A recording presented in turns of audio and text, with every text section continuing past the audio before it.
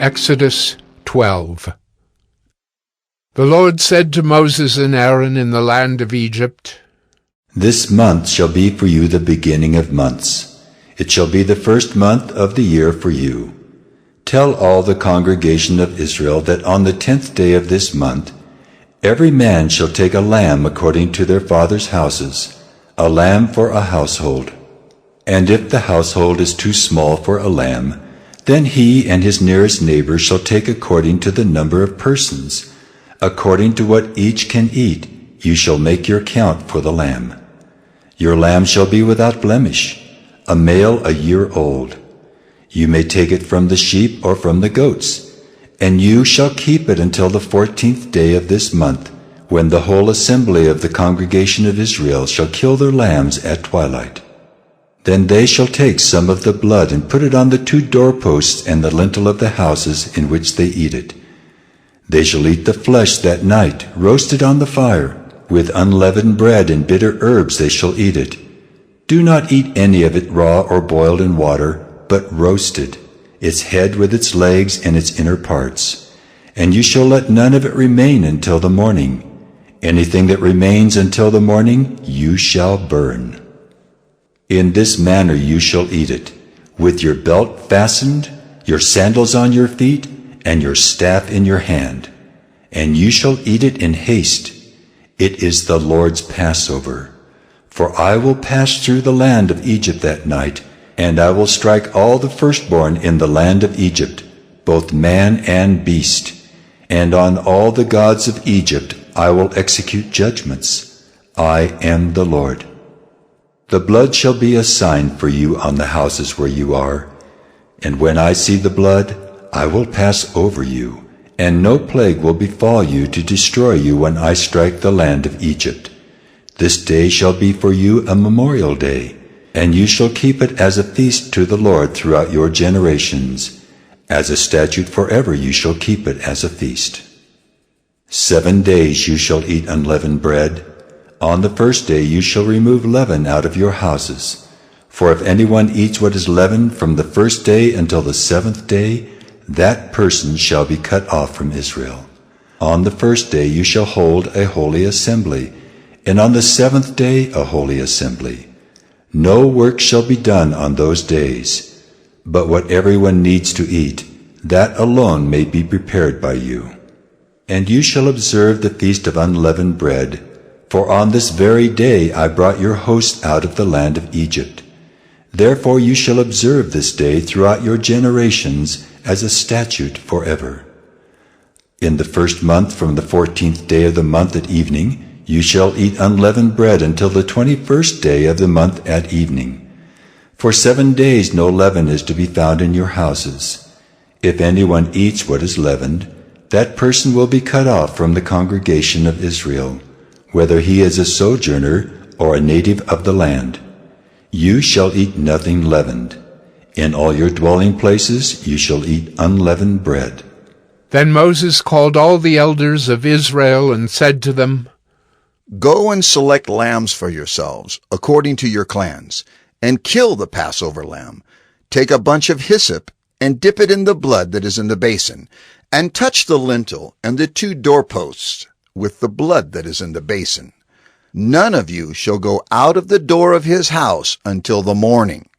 For the Lord will pass through to strike the Egyptians, and when he sees the blood on the lintel and on the 2 doorposts, the Lord will pass over the door and will not allow the destroyer to enter your houses to strike you.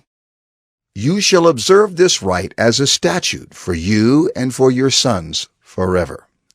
And when you come to the land that the Lord will give you, as he has promised, you shall keep this service. And when your children say to you, What do you mean by this service?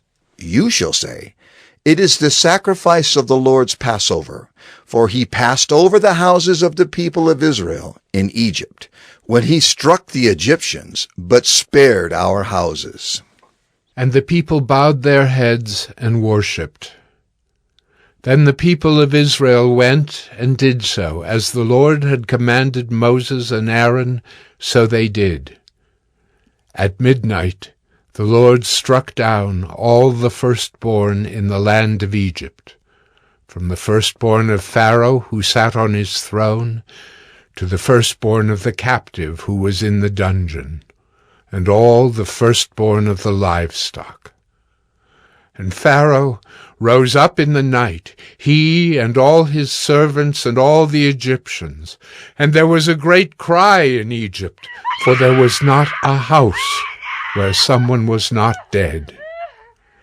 Then he summoned Moses and Aaron by night and said, Up, go out from among my people, both you and the people of Israel, and go, serve the Lord as you have said. Take your flocks and your herds as you have said, and be gone, and bless me also.